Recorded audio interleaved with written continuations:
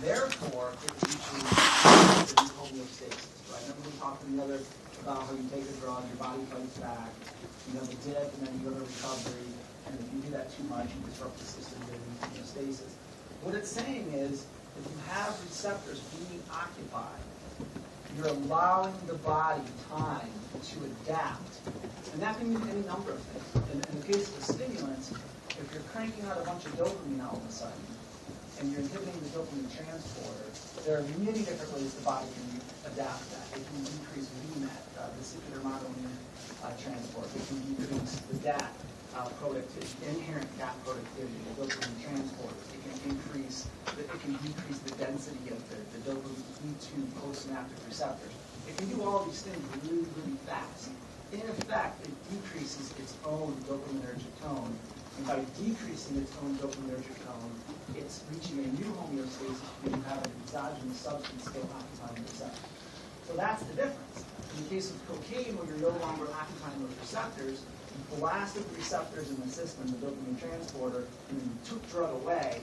And now one of the thoughts is that your body's craving, because now you're at a complete dopamine deficit, right? And that's what we talked about yesterday. There's a deficit, there's an emptiness that your body's waiting to fill with more dopamine. So you crave drug, that's the thought.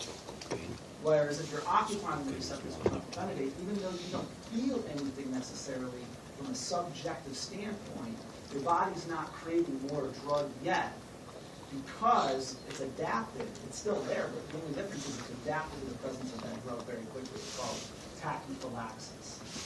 All right? So that's the jump I could not get to yesterday. It's driving me crazy. And in at least 3 of their papers, they talk about this, but it's all speculative. And not to sound arrogant, but it's rare that I get to go back and learn something in these studies that I haven't read. I haven't read them that closely apparently, because in one of the studies they even talk about how oros methylphenidate, Concerta, is specifically designed to give you multiple peaks for this very reason that maybe steady state is not a good thing. Because you're going to learn in antibiotics that steady state's the way, right? Everything's about steady state. After going back and reading these articles a little bit closer to answer the question, it became apparent to me that in ADHD, that's the question. And it's actually a rationale as to why oros was developed the way it was. So I thought that was pretty cool. And the best thing about that question is it tells me someone's paying attention, because I've shown that slide at research meetings and other classes, and no one's ever asked that question before. So I'm happy that I know at least one person is paying attention to the, just like the stats question the other day. I know that people are paying attention, so that's good news for me. Instead of just blathering on.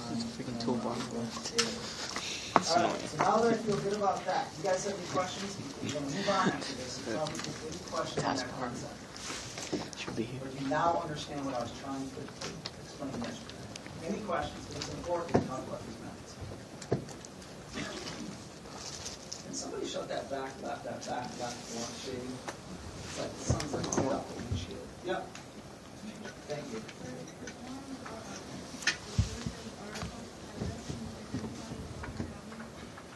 No, we may do. I've had some requests for cases. We may go with a case instead. We will know by tomorrow whether it's a case. Is it repeating or is it taking? No idea. So you can have both negative and positive reinforcement when you're taking drugs. You can have both positive and negative reinforcement, right? Nothing changes. Everything I said yesterday was exactly correct and accurate. It was just that one missing piece, that tachyphylaxis. That's the part I could not get to. Everything else is correct. Meaning, you take a drug, and it's that acute change in drug use that causes most subjective highs. It's the delta change in dopamine increase. It's not the absolute. If you gave a drug very slowly, repeatedly, very slowly, and you had a maximum value of, pick an arbitrary number, 90% of the number that you could possibly have, if it got there slowly, or you had a 60 that got there super quick. The thought is, documented thought at this point in time, that it's the latter drug that would have more abuse potential. So the first drug you took orally, and you got higher concentrations. The second drug, you never got that higher concentration, but you smoked it and got it right before. And I don't want to get too confusing, but it goes to this whole thing versus compulsatory dopamine release versus chronic dopamine release. And you don't want to go there, trust me, for therapeutics. We can talk about it, but basically what it means is you have your dopamine tone, and then there's the pulsatile dopamine that really zeroes you in on the importance of something. It's called salience. The thought is that it's those huge dopaminergic pulses that are very important for reward, because that's when you really clue into something that's, life-sustaining behaviors. But yes, every drug, again, the positive side, the positive reward, and the negative side, the negative reward. So everything else, like I said, even though, yesterday you think it's theory fact. It's called, what is it called? Pharmacologic theory. So yeah. All right, anything else? All right, so let's forget about this. Addiction pharmacotherapy. Good news is today I can tell you a lot more factual. You're in pharmacy school, you probably want to hear about medications. They're a little more factual. So that's the good news about the second half of this. Everything actually is theoretical now again. Today is what we do about it. We're going to talk about two phases of treatment. We're going to talk about detoxification and maintenance. Okay, two entirely different phases of treatment. And I always put the disclaimer in that everything I talk about in substance use, pharmacotherapy is always used with some kind of psychosocial, right? And a classic example, I think I was telling you guys maybe the first day of class about coming up with a very fancy psychopharmacology consult and then discharging the person to the car. They had no social. We talk about this. Those things in the breakout session, where you can come up with the fanciest treatment model in the world, but when you put them back into their psychosocial environment, you may be discharging them to the car, for example, and they can't buy the medications. They don't have a support system. They have no, medication adherence reminders of any kind. And so you don't even have to take into consideration psychosocial things. It's absolutely imperative. So anything that you answer in therapeutics from an assessment standpoint should include, if there's clues, I'm not going to test you on the different subtypes of psychosocial because that's not what we're here for. But you need to realize that these are not medications used in isolation. Depression is a different story. If you have mild to moderate depression, as an example, you can get away with very little psychosocial. That's why primary care providers can give you antidepressant with very little psychosocial treatment, because the data is overwhelming for depression that an antidepressant is as good as many psychosocial approaches for mild to moderate. Different when you start getting to severe, and eventually you're going to need some social support. Everyone does. But mild and moderate, maybe you don't need that social support as much. You just need a little endogenous lift, so to speak.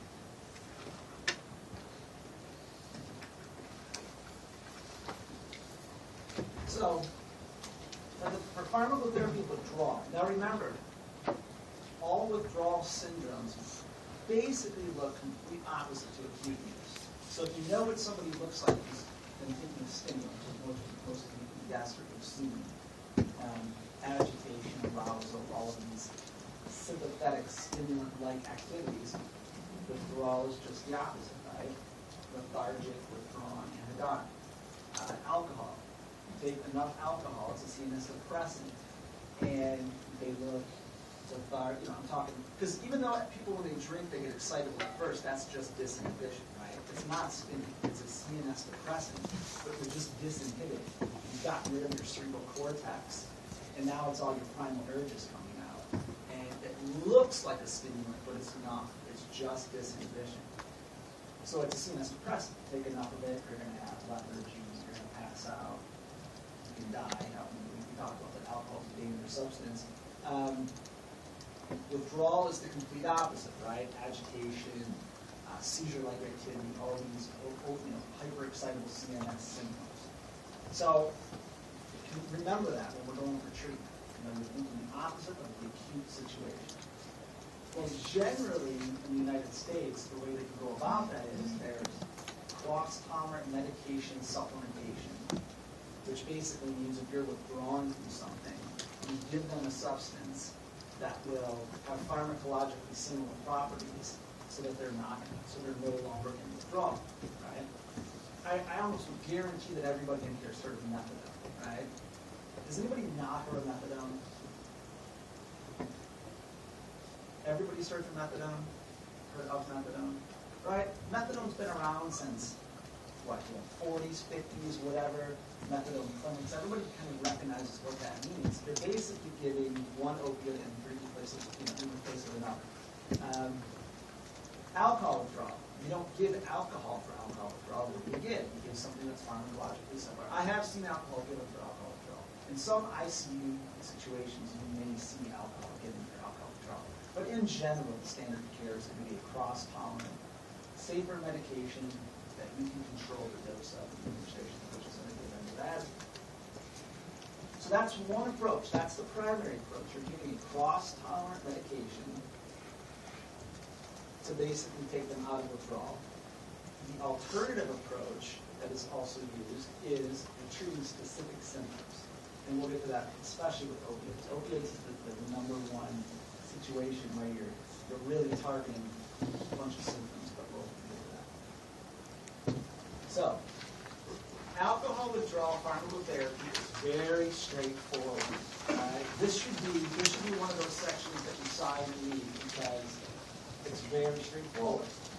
I told you last time, alcohol withdrawal is a medical emergency, so you shouldn't have any ambiguity running around your mind about whether to treat, right? Is treatment appropriate? Always. And that it's a necessity, right? What do you give? Something that's cross-tolerant, benzodiazepines, so very easy so far. And then it comes down to some subtleties, like the main subtlety being, are you going to give a standard detox or a symptom trigger? A couple things we'll talk about.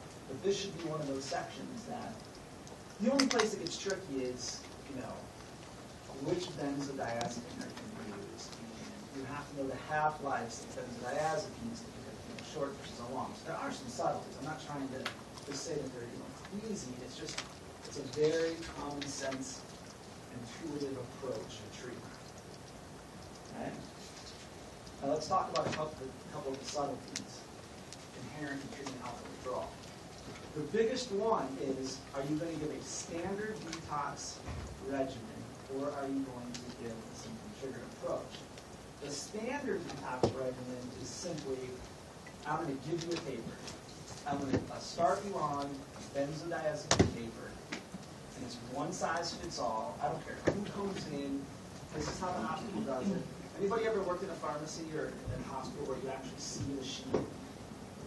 See the sheet? The order sheet? Yeah, where it's just standard checks, diazepam, 1 milligram paper, right? It's a very standardized format for everybody, and all the doctor has to do is sign it and decide, do you want the 2 milligram or the 1 milligram dose of diazepam? Simple things like that.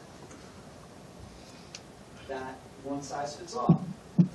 Then what you have is the symptom trigger approach, which is, do you remember me mentioning the C1 at the very end of the lecture yesterday? I said talk more about it.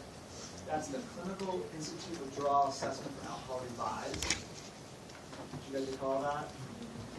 I know by that point I was going pretty fast because I lost so much time on that slide, but this is the time to revisit. Clinical Institute. I have.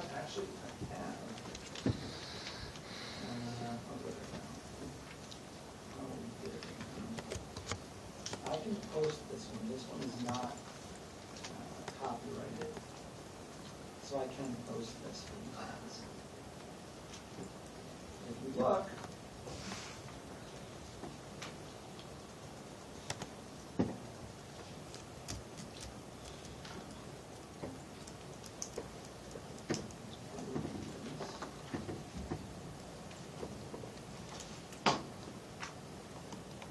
what you have, it basically puts all of the symptoms that you should be thinking about for alcohol withdrawal into a numerical scale. All right? So what happens in the symptom triggered approach, and I'm just going to pick one of the questions. You would take something like tremor, and while you're talking to the person, you have the person, you put their hands out like this, and have their fingers spread. And I can't believe, I've had a lot of caffeine today, and I'm still pretty steady, which is not usual. I'm usually pretty amped up. But so you have them a whole lot, and you get them distracted. right? You're still talking to them because if they're paying attention, they can at least try to minimize that. You get them talking about stuff, how they're walking through this interview, so generally the conversation takes care of itself, and then you can watch the fingers and you get a sense for how much alcohol withdrawal they're in based on this item alone. That would be 0 would be no tremor, 7 would be severe, even with arms not extended. Later on in the interview, you're talking about have severe tremor. So what you've done is you've put the symptoms of alcohol withdrawal into a numerical scale. You take that score, and I think on this particular, because this is very institution specific in terms of your cutoff, but on this scale, they're advocating less than a 10. So they're saying that if you score less than a 10 on the symptom-triggered approach, then I'm not going to give you more benzodiazepine, right? If you score 20 on the scale, it's time to give you drug. So in one case, it's one size fits all. In the other case, it's I have the scale that I keep giving you periodically every hour. For example, would be a protocol where I'm going to give this every hour, and you're going to get drug every time you're over a score of a 10. Right? Anybody see a major advantage or disadvantage of one of these?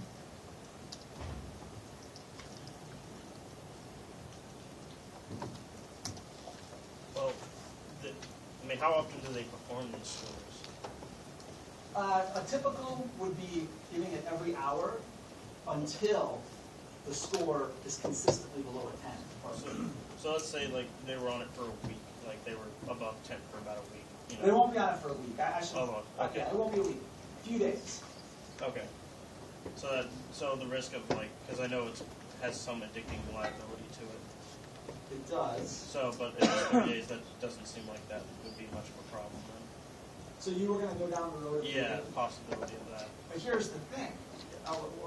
We're going to revisit that if someone else makes the question on rough. The question that's correct is going to have that be. If the patient knows that I'm giving this test to them, with the cake all, let's get a lower score so you can get a higher dose. So you think alcohol patients don't want drugs? You think they're going to fake to get a lower score? No.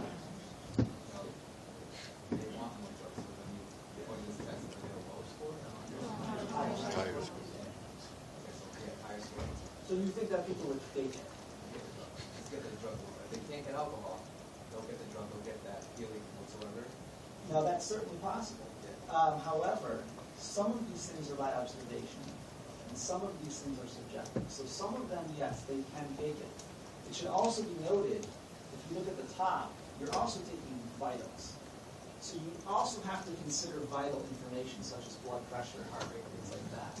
If somebody's got a heart rate of 150 and the heart beat out of the chest, they're probably not making it up, right? So you kind of have to think of different information. You can't just take those subjective items. But you are right. But I always tell people this, now that I've done, quite a bit of clinical research, people can lie about anything, anytime, all the time. So you're always stuck with that. I mean, I don't care if you're doing the best study in the world or you're treating patients or what scale you're using, people can always lie. That's why, the best you can do is triangulate information, and this is only one piece of the story. That said, do patients probably likely get drugged when they're just lying? Probably, but you know what? I can guarantee you're not going to get in trouble for them having a seizure. Because if they have a seizure and aspirate on vomit and die or something along those lines, you're in trouble. If they get a little bit of extra benzodiazepine, we're talking a little bit here, just like 2 milligrams of lorazepam, they may get what they want, but you've done what you're supposed to be doing better. But that's the case with me. We keep lying. So, but I'm a cynic. So you were just merely asking first if you see any difference between the standard regimen and this one? Yeah. The standard, how do you know how much to give them with the as needed benefits? Well, with the standard, the problem is you're dumping a bunch of benzos on people, and the studies have clearly shown that you may have only needed, let's say 12 milligrams of Ativan over the course of the first 2 days, but in the standard you end up getting 40. Well, you're just dumping benzos on people. In other cases, there's going to be a case where that person really did need 40, but in many cases, they didn't need that much drug. So you're basically just dumping a bunch of drugs, so to go back to your question, they actually get more drug with the standard load? Well, that's the big one on the C one. You know, if you go to the state of Maine, the substance use treatment is abysmal. Funding's constantly being cut. Does every institution have the ability to give a C1 to every patient every hour? No. So they're stuck with the standard loading option because there's not enough people to go around. So you have to really consider both. You have to consider where you're at. Every institution's going to be different. But I can post this this scale. Like I said, this one is not copyrighted. You have to be careful what you put on Blackboard because of the copyright issues.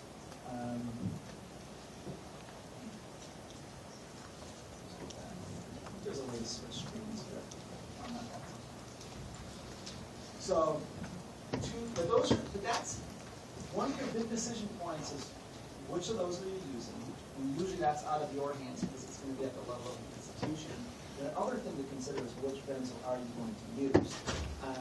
I gave you some examples, and this is a case where I don't teach, because I only get an hour and 15 minutes, I don't go into a bunch of specific dosing unless there's something easy to go into dosing. This is the kind of information you go to the Puro, and you're going to see all the doses listed. You know, we don't have time to go, because my personal bias is that this is a doctorate level program, and that I can teach a monkey to use lexicon to get a dose. You know, unless there's subtleties we're going to talk about anxiety disorders where you have to know when to push the drugs, when to back off. But in general, I don't just say no every single. I don't spend time in class going over every single dose. All right. So that is a hint that that's a case where you want to go to the Puro because there's table after table of doses to look at. I pulled out a couple of examples: chlordiazepoxide, diazepam. Again, that decision is often taken out of your hands because it's institution specific. When I was at McLean in Boston, it was chlordiazepoxide, and it was the symptom triggered approach, and it was 8. So it was 8 cutoff, chlordiazepoxide. So I could go find another hospital where it's a 10 cutoff, and they prefer diazepam. Okay? But it's a very intuitive treatment approach. So like I said, this should be one of those excited reliefs for you because it's not that complicated. I threw in some of the other common things that you'll see thrown around for alcohol dependence. Hold on, I'm sorry. Before this goes off.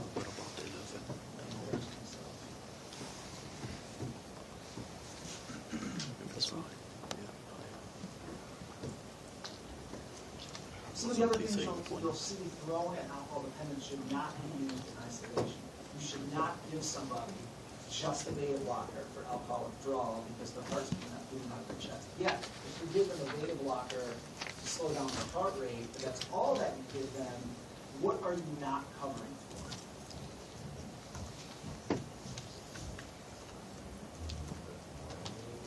What? Well, the thiamine's coming as well. Yeah, we're going to discuss the thiamine. Better give thiamine. You're like 1 or 2 slides ahead. You have to give the thiamine.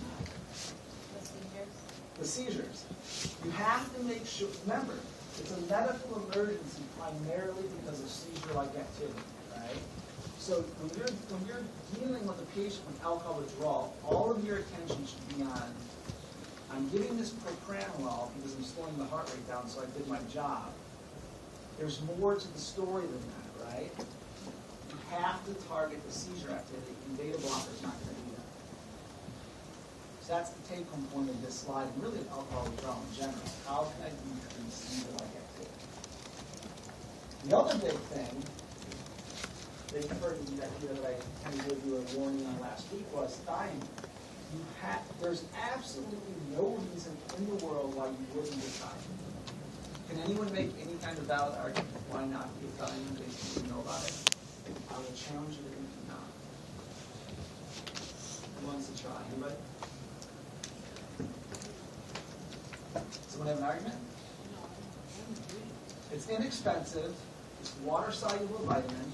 Yeah, if I'm giving 10,000 grams per day every day, I'm sure there's going to be some consequences. But I'm talking about within reasonable limits, 100 to 200 milligrams POIN for somebody with alcohol dependence, why would you not give it? And there is no difference. So if you give me any scenario where you don't treat with thiamine in a patient case, I can tell you right now, this is one of the few black and white areas in psychopharm. You will be absolutely wrong, and there's no way you're going to be able to talk me out of it. All right? Inexpensive, water-soluble vitamin, yet you can prevent the Wernicke encephalopathy, which you can remember as the triad of cognitive dysfunction, ocular dysfunction, and goes up there. Allie? Goes up there. Who can do it without looking? Ataxia, right? So you got to think normal toxicity, right? Remember, normal toxicity, how does that manifest behaviorally? Those ataxia, difficulty walking, ataxic gait, ocular dysfunction, usually a sign of nystagmus, because the cranial nerves are not controlling the eyes, and mental status changes. If you have a woman of childbearing age and you don't get folic acid, again, that's a big mistake. All right? So there are a couple few obvious things in alcohol withdrawal that are very intuitive and very black and white. That's not always the case in psychopharm. So this should be a section for you that you should feel comfortable with. Now, well, I just wrote, said, here's the interesting thing. Thiamine is given. The interesting thing that I just learned, I wrote a book chapter on substance use disorders, and when I was doing the research, I couldn't believe the lack of evidence for dosing in the United States. There's very little data for dosing thiamine in the United States. European trials actually dose it higher at like 300 or 400 milligrams, but the United States is still dosing at 100 to 200 milligrams. And in any case, whether who's right, there's a lack of evidence really supporting both. I think I found one meta-analysis, the Cochrane. Have you guys been exposed to the Cochrane meta-analyses yet? Anybody? Or Cochrane reviews? No? You guys have not seen Cochrane meta-analyses yet? Cochrane is this whole series of meta-analyses that are becoming more and more commonly accepted as being valuable. I remember when they came out, and there was this kind of, what's this Cochrane? It's actually a database that you can access to UNE and pull up a topic, and you can find a meta-analysis and figure out on that topic. I think there was one meta-analysis in Cochrane that said that 400, you have to have at least like 250 or 300 milligrams of thiamine before you dose get separated out. So to answer your question, yes, it's being done, but it's all being done on some mysterious, for some mysterious reason. Why 100 or 200? It's not well justified.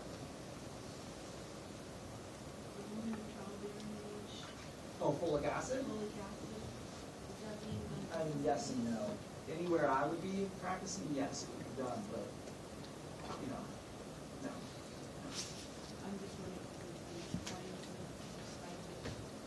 Well, I mean, all women of childbearing age, if they have any chance of being pregnant whatsoever, should be taking folic acid.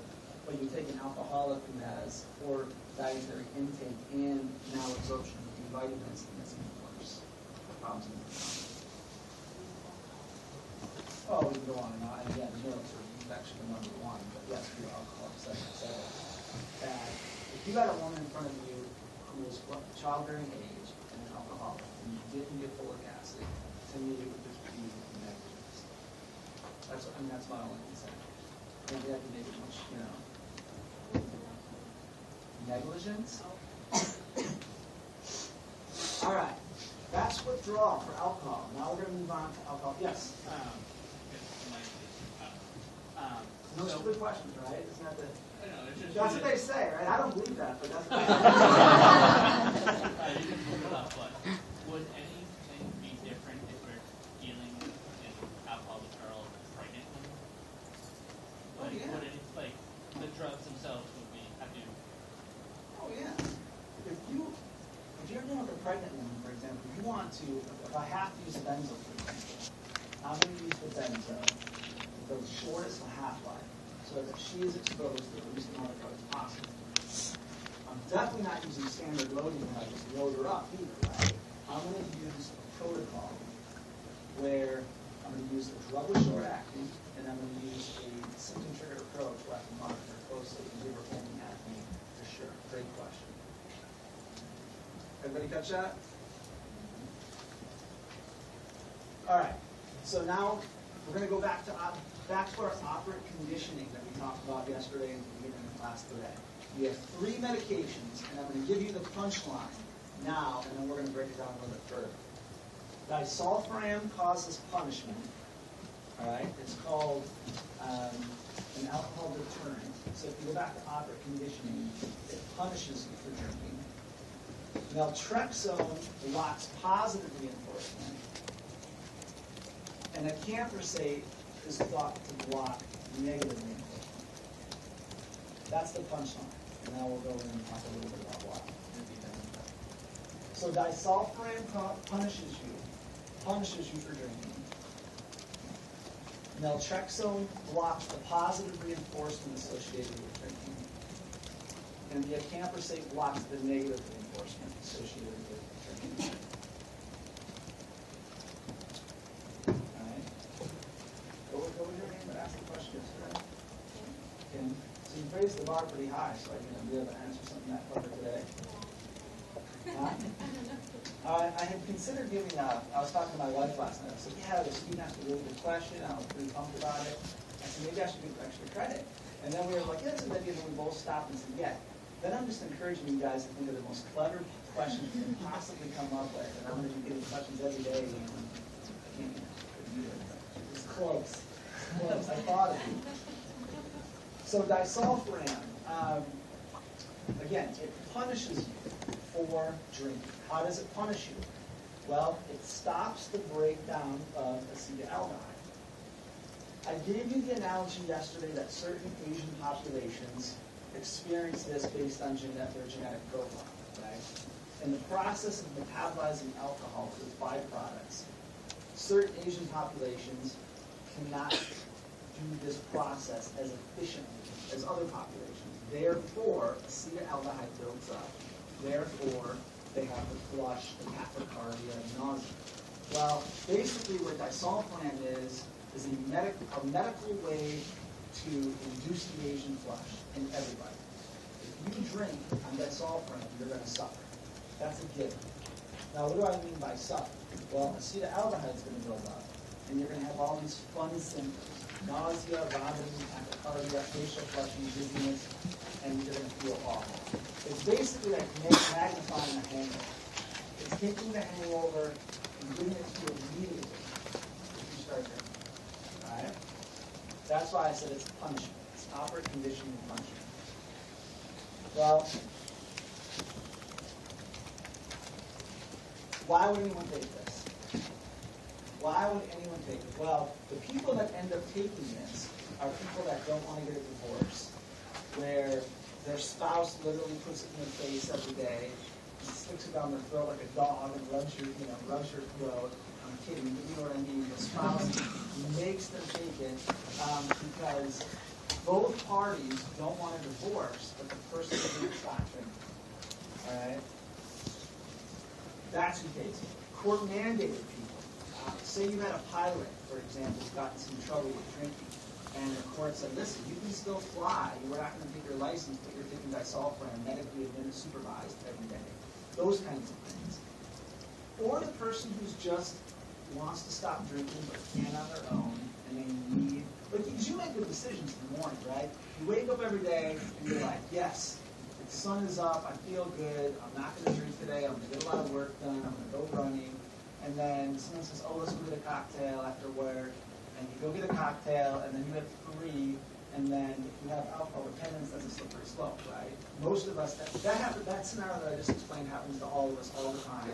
The difference is most of us, okay, I lost a day of, exercising, and I didn't, I had a few drinks, whatever. The person with alcohol dependence, that could mean the end of their marriage, and lost their family, right? It goes sideways quickly. So for those people that make the decisions in the morning, they get up, they take their disulfiram, and when they get asked to go have drinks, maybe they go out for the social aspect. There's no way they're drinking a martini or a beer because they know they're going to be vomiting in front of their friends and colleagues within minutes. So it does have a place, but it requires the right person in the right circumstances.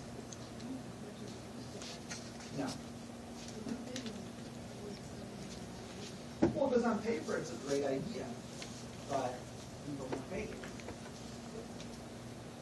But there is a place for it. I mean, I'm not. I guess I come down kind of on the hard side of things. You know, I don't have a lot of, unless I don't have a lot of forgiveness or empathy. I have forgiveness and empathy. But if there's somebody repeatedly making mistakes, and I say, listen, you keep telling me you want to get better, but you keep making mistakes, I have an option for you. I wouldn't hesitate to prescribe this. Wouldn't hesitate. Or to recommend it to somebody to prescribe it. Not unless there is a contraindication. They have cardiovascular or cerebrovascular illness. Because remember, their heart's beating out of their chest, they're flushed, they have hypotension. You can't give this to somebody who has cardiovascular complications. But if I knew they had a clean bill of health and they just kept telling me how they kept failing, I wouldn't hesitate. So it's a medication with a very effective approach, but nobody will take it unless there's certain circumstances, and there's certain people who can't do it. It's very, again, very intuitive medication. How much alcohol would I take? Like, if Not- someone had, a mouthful mouthwash or something, and they swallowed like half of that, would that make them ridiculously ill? Yeah, you're supposed to avoid any alcohol-containing product because there are reports of people using mouthwashes. I've never actually seen anybody get sick from using like colognes and stuff like that, but if you look at NyQuil, it's like 14% alcohol. So that's going to make someone sick. But where the cutoff is for you, compared to a person, what they tell people, based on this long history of it, is that things like mouthwashes, and certainly NyQuil, could make you sick. But you're probably not going to be profusely vomiting on the floor and hypotensive, but you're probably not going to feel great if you're looking at alcohol. Because think about it, if you have a little bit of acetaldehyde in your system in the morning, you do the hangover, for example. Not just to say a little bit of acetaldehyde because your body's presenting that out. If you had some mouthwash and that immediately was produced with acetaldehyde and you couldn't do anything with that acetaldehyde, maybe that's enough. But history will tell you that it's happened to people. I've never actually seen it happen. But again, a lot of things have like close 14% or something. That would be the problem. All right, pretty straightforward medication. Is there a risk of the side effects causing more trouble than benefit? In what way? Well, how sick does it make you? Does it make you sick to the point where you just can't drink anymore, or can that endanger the patient if they decide to drink while they're on medication? Oh, patients will try to drink through it.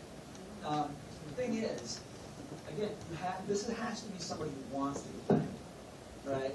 So if somebody slips on it and they get profusely ill, you hope that just reinforces the fact that they want to get better and that eventually they're going to get on the right track. This is not for somebody who's going to be laissez-faire about it and I'm going to drink through it. I personally know people who drink through disulfiram or try to. Eventually they'll stop taking it, right? They just stop taking it. But that's not a motivated person, so that will not be a perfect candidate.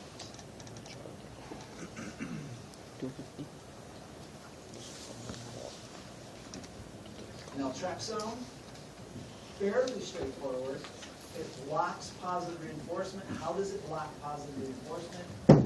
By blocking opioid system, it has the downstream effect in the mesocortical tract, the dopamine mesocortical tract, mesocortical limbic dopamine tract, I should say, because remember, it's all three. It goes from the BTA to the nucleus accumbens, but it has the connections to the prefrontal cortex. In that area of the brain, opioids are intricately tied to the release of dopamine. You remember when I told you that all drugs of abuse or misuse, or however you want, whatever semantics you choose, they all increase dopamine in that pathway, correct? Well, if you block opioids, if you use an opiate antagonist, the net effect is that you decrease the release of dopamine in this pathway. Therefore, you block the pleasurable effect of the substance. All right? Right? So if I tell you, I keep getting into trouble because I just love that feeling of well-being from that first year, right? And that's where I get myself into trouble.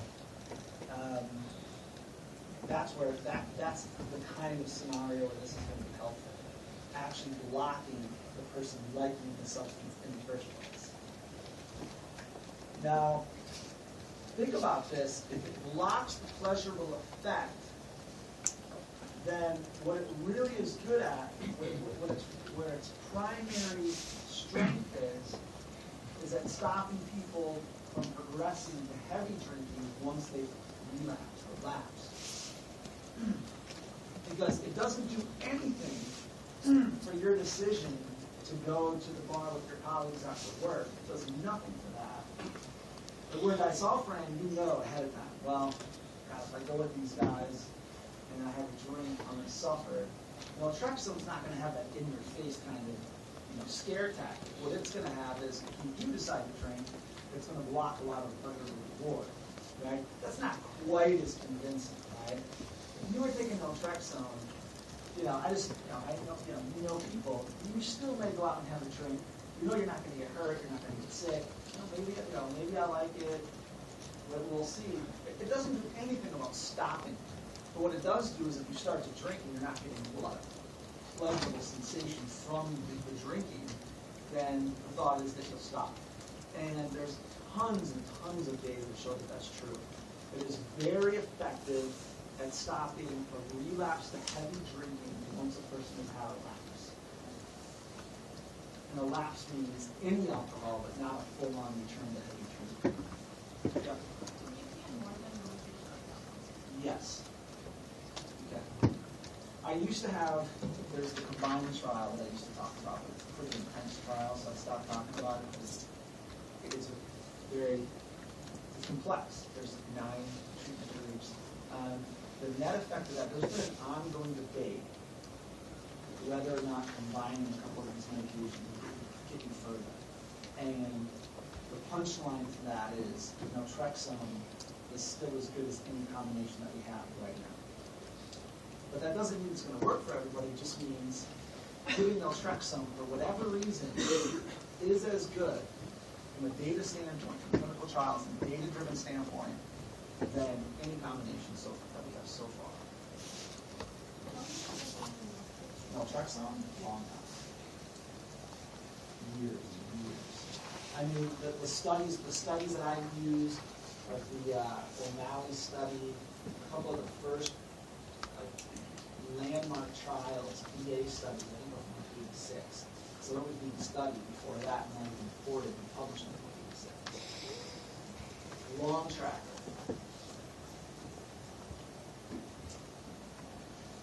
Now, a couple of years ago, there was this huge excitement in the substance use disorder field that the one issue with it, the fact that people wouldn't take it, we were going to get around that with an injection. So there's now a 380 milligram once every 4 weeks injection. But why do you think it didn't take off? Who wants to guess why this drug did not become a CSA of alcohol dependence treatment? Well, yeah, you still have to get some of the people get their injection. But that's easier to do once a month than it is to have some medication every day. Yeah, it's expensive. I haven't looked at the cost of this in a while. I haven't worked in a pharmacy in a long time, but we're talking hundreds and hundreds of dollars. I think when it first, has anybody seen this on the shelf? Yes? Have you looked at the price tag? Yeah, I haven't. Has anybody looked at a price tag and stuff like that? There used to be something like $500 every injection or something like that. Something that basically, you don't even need a number, it was prohibited. It's like, okay, this is a substance use disorder population. All right? Some of them are on name care, some of them don't have any insurance at all, and we have this new drug and it's going to cost us $500 per injection or something ridiculous. So So it really hasn't been the panacea that everybody was hoping for. When the company, when I was living in Boston, I used to drive right by the company on the way downtown, and the guy across the street was there. They were, really rallying up the troops, like this was going to be great. And, I even actually considered going to work there because they just had such a pumped up profile. Like this is going to be it, and we're going to do education right, and then it was, people saw money and they're like, So, all right, I'm going to keep moving. Relatively safe drug, relatively has some side effects. The insomnia, nervousness, the CNS effects seem to be relatively common and bothersome. Now remember, I always tell people, anytime you're tinkering around with the central nervous system, you're at risk for these side effects. How do you take blocking the opioid system to insomnia, nervousness, anxiety, things like that? Not an easy leap, but what I know is if you start tinkering around with the central nervous system, right, it only makes sense, you're bound to do something you shouldn't be doing. You want to block opiates in one part of the brain, right, in the mesocortical pathway, but you're still blocking them in the thalamus, you're still blocking them in the amygdala, you're blocking them anywhere they may exist. So you're going to get side effects. That's the cost of doing treatment with these medications. The CNS effects are pretty bothersome. The GI effects can be pretty bothersome. And then the hepatotoxicity used to be the big rate-limiting step for this medication. But then they pretty much figured out along the way that was only in very high-dose populations. At normal doses, 1,500 milligrams, those aren't really concerning with people. It's the 200-300. This is a true dose effect where if you look back, all of the problems were a very high dose population. I think they were using it for eating disorders along the way because of the food, euphoria, endorphin connection. And I think they were using such huge doses because they were using it in a huge population, and they caused a lot of problems. But at normal, typical doses, it does not scare people. It's a pretty safe drug. All right. This is the one drug that goes directly back to Kim's question about negative reinforcement and the subjective high, this, that, and the other. This drug works on the other side of the curve. So remember this. You drink GABA, you drink alcohol, and you drink GABA, right? I'm simplifying, but you drink GABA. Your body responds by dropping its own GABA and increasing its movement, right? Because it wants to maintain homeostasis. You do this frequently and enough over the years, you have a new set point, right? You have a new set point at which your GABA is low, your glutamate's up. That can take months and months and months to normalize, right? So in the meantime, what you have is a state of CNS hyperexcitability, and that comes along with anxiety. Glutamate is associated with memory formation, so there's some thought that's where the craving may come from. Part of the craving that you get excess glutamate. In any case, you have a hyperexcitable CNS system, and this can go on for months, and we know for a fact that people crave alcohol and are anxious and feel dysphoric for months and months and months. So the thought is that this drug, in effect, normalizes because it has this structure that looks similar to glutamate and taurine, that it basically is like, I don't know, maybe the med chemist can help me, but it's like having a small key that's a similar key that fits in different locks. Is that right, Corey? Yeah. Is it? Right? Yeah, sure. If you have small amino acids, Yeah. right? The camphorase is small, looks like taurine and glutamate, and these other amino acids in the brain. And the thought is that it can kind of balance GABA and glutamate because it kind of looks similar to them. Does that sound right to you? That does sound right, sure. All right, good. See, right there. Sorry, I haven't put on my lectures. So it restores this balance until the body can restore itself. So that's why it works on the negative reinforcement side. You're taking away. Now, because remember I told you, once you take, if you have, you're working on, it's not really I don't want you to think about the descending side of the curve, because this is even after drugs gone. This is after all the drugs are gone, and you're in a new state of homeostasis. And what this drug does is kind of put you in a new state of homeostasis. So if someone were to come to you, and they don't say, oh, I like the well-being that I get from drinking, but the reason I keep drinking is because I feel awful even weeks out. And that's why I go back to drinking. Remember, that's negative reinforcement, right? And as soon as they drink, and they've taken away those negative feelings, that's more likely to support their use. This helps, the camprosate helps with that side of the process. All right? Good? All right. Again, very safe medication. It's renally eliminated versus naltrexone being hepatically eliminated. That's always a decision point. It also has some CNS side effects like naltrexone. They both have these CNS side effects and GI issues going on. Here's my favorite thing about a camprosate. Now, I'm not the most religious person, but I want to know what brainchild came up with the dosing. Does anybody know the dosing for this drug? I don't have it listed, but 666. 666 3 times a day. All right? We all know nobody takes medications 3 times a day. Not in 2012. Everyone wants things quick, right? You want to get it once in the morning, whatever. And it's 666 milligrams. I see that capsule, I want nothing to do with it, right? And I'm not even religious. So I don't know what they were thinking. I have no idea. Nobody takes this medication. The adherence rate is ridiculous. You have to take it 3 times a day. It's abysmal.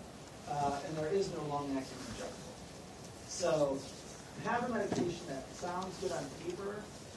The data is very mixed on this medication. And in the trial, somebody asked me about combination. What's your name?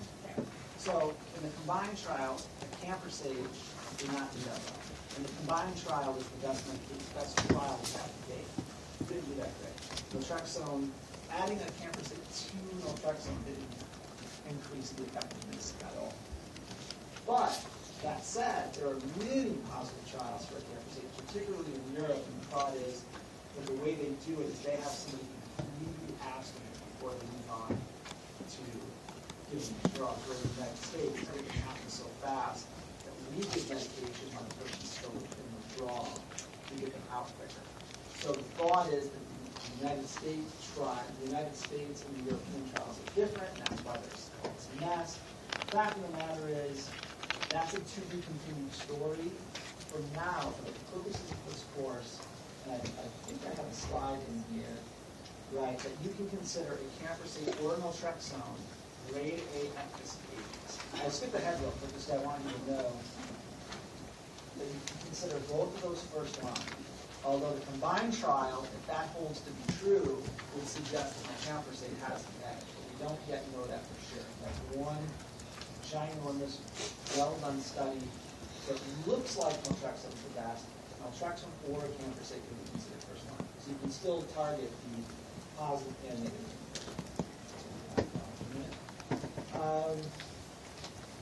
What else do I want to say about this medication? It said some CNS side effects and some GI effects plague both naltrexone and camprosate.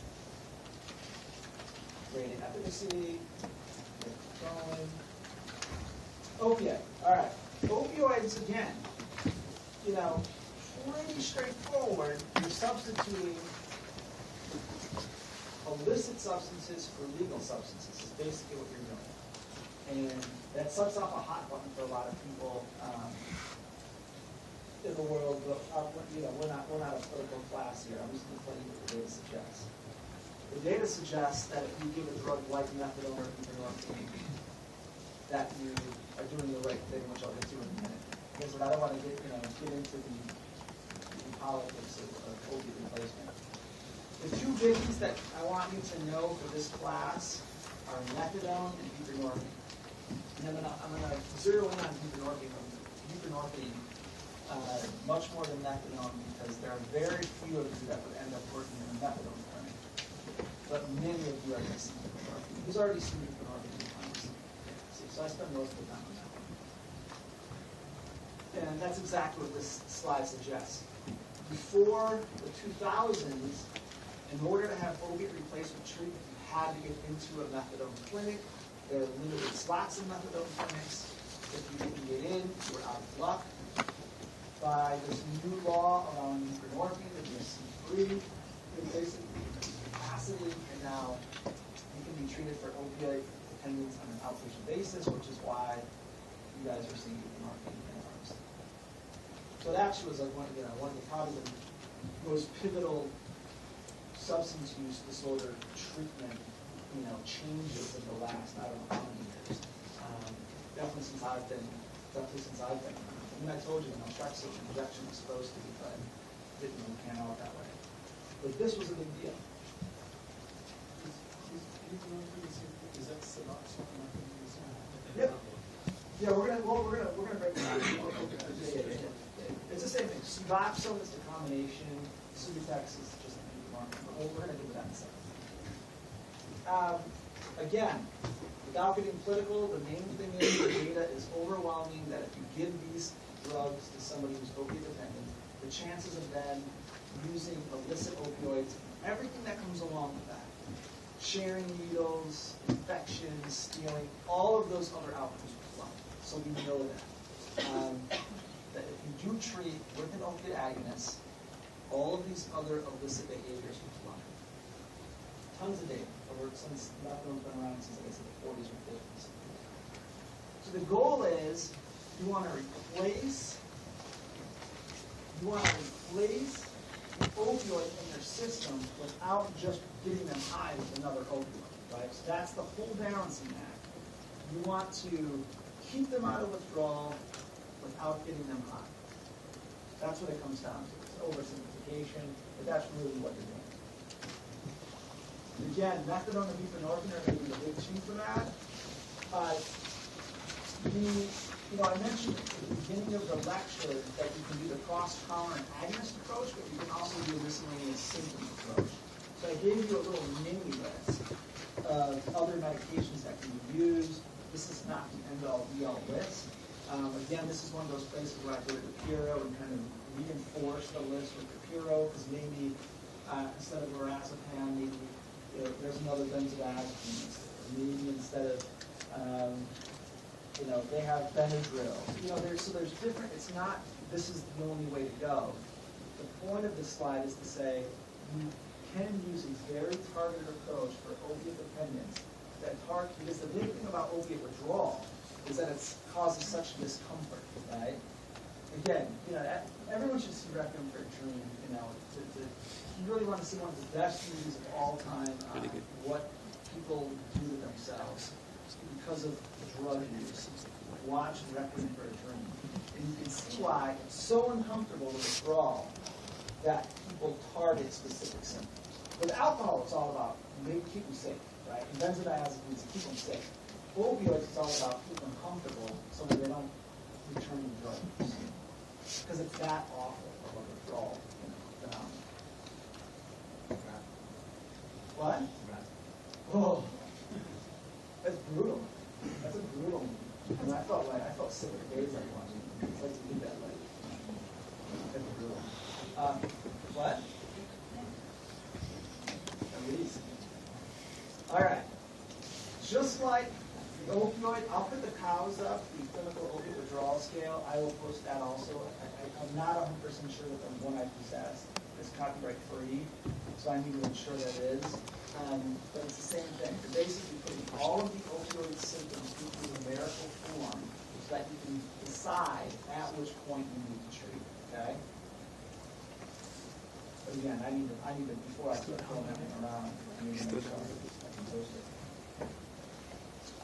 Just give you an example of the symptoms. These symptoms are all going to appear on that cow's withdrawal scale. So I don't need to spend much time on that. A quick primer on pharmacology. The thing that's so cool about buprenorphine, or why it was such an advance, is it's a partial opioid agonist, meaning that you can prevent withdrawal by having the partial agonist effect, but it has a ceiling effect because it's a partial agonist. It's not as dangerous as methadone, which is the gold standard that we've been on for years. So you get a better safety profile, because it's only a partial agonist, at the same time, you can get enough of an agonist effect that the person's not craving opioids. So it really was a huge advance for substance use treatment. Now, the thing about buprenorphine, and now they just came to the film, they're coming up with a bunch of different formulations. But the punchline for this is that the tablets, which are the most, has anybody seen the film yet? Starting to get out there. The big thing with buprenorphine is it has 4 GI bioavailability, right? So it has to be dissolved under the tongue to get any appreciable levels. Naloxone, which is in the Suboxone formulation, whether it's the film or the tablet, I'm used to doing the tablet. But again, they are starting, every drug formulation starts to roll out, right? Extra, I don't even know how many formulations, billion formulations there, and you've seen them, right? It gets a little mind-boggling. Doesn't change the fact that buprenorphine, if you want to get it into the system, you have to take it sublingually. You swallow it, forget about it. Naloxone, doesn't matter if you put it in the tongue or swallow it, you don't get much absorption. Why is the naloxone there?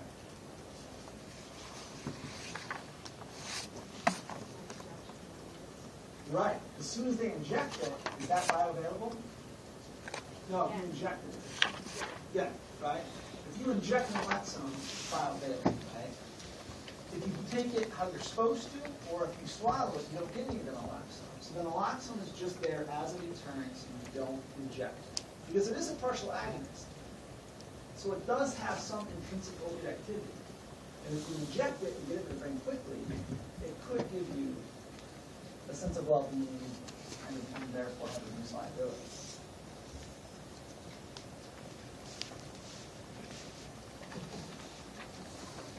So that's what I wanted to say that we'll run out here. Has a very long half-life. It holds on. It's available at receptors for quite a long time. It's one of those drugs, 32 to 37 hours, and the fact that it does bind psychopharmacology receptors, that you could dose it every other day if you wanted to. It does hang around. Generally don't see it that way. Has anybody seen it dosed every other day? No. What? Yeah? Seen it? Not that common, right? Yeah. I mean, it's available as an option. It's like lithium. You can divide it. You could dose that every other day, but not many people do. Point being, long half-life hangs around. Self-papers, right? Long acting medications, and then self-paper to them. Thing to watch out for, 3A4 inhibition. You have to think about the population you're treating. A lot of heroin users, or opiate users, have a lot of sexually transmitted diseases, right? Those with the whole psychosocial lifestyle approach. Therefore, they're more likely to be on some of the 3A4 inhibitors, such as protease inhibitors, azole antifungals. A lot of these medications cluster, right? HIV and drug use go together, right? They're overrepresented in each other's group. So protease inhibitors for HIV are more likely to be overrepresented in a patient in opiate abuse, opiate dependence population. Therefore, you have to always consider not just what you can find in the lexicon that these all interact, but what's the population and what's likely to be described together. All right? We just talked about that, all the different availabilities. Buprenorphine side effects. Now remember, it's a partial agonist, so it unfortunately has side effects that are opiate-like, and it has side effects that are withdrawal-like, because if somebody walks in the door and they're taking the full agonist morphine, and I give them buprenorphine, it's going to act like an antagonist, and it's going to cause withdrawal symptoms.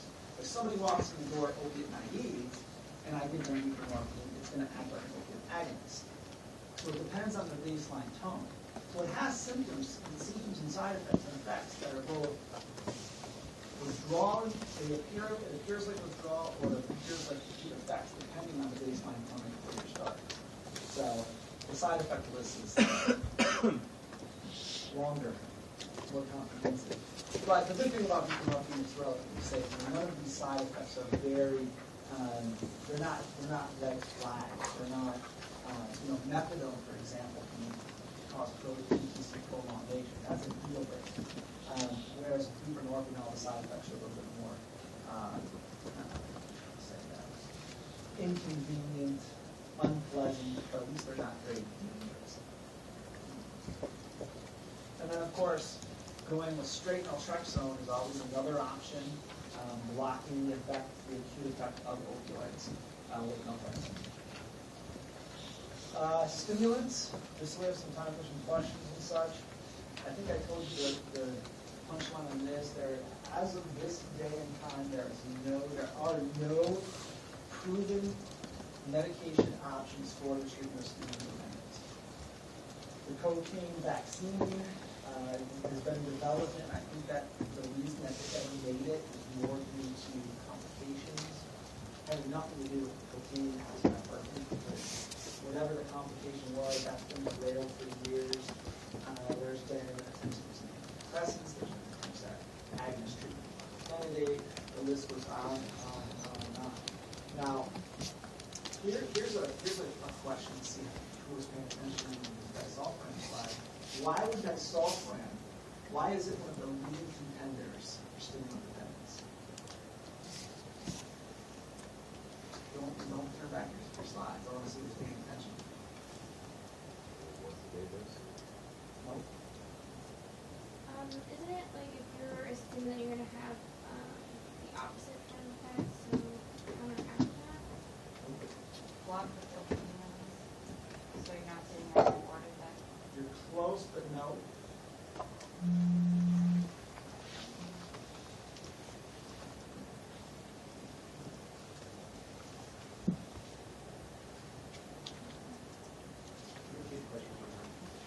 Why would disulfiram, right now, as of this point in time, disulfiram is one of the leading candidates in terms of an efficacy standpoint for treating stimulant dependence? Why? And again, you really have to be paying attention when you're talking about disulfiram, because I didn't say it both verbal and out loud.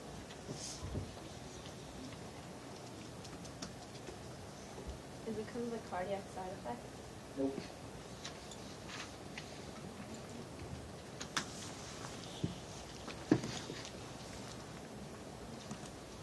Anybody else?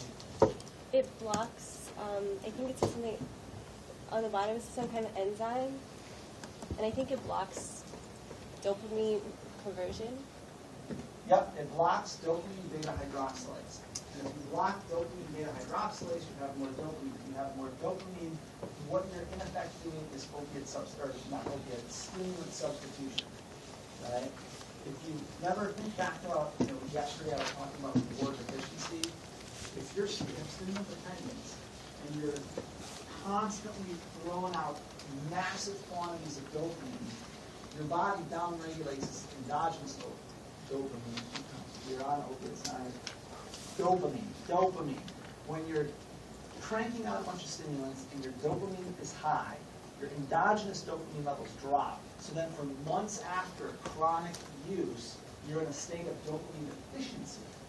Therefore, you're in a state of reward deficiency. Therefore, you're more likely to go back to the stimulants. Well, the thought is with disulfiram, because it stops the breakdown of dopamine, that you're in effect kind of eliminating reward deficiency. All right? But that's, like I said, one of the leading candidates, but it wouldn't be first line. There are no first line medications. For sake of time, I'm going to get right to last slide.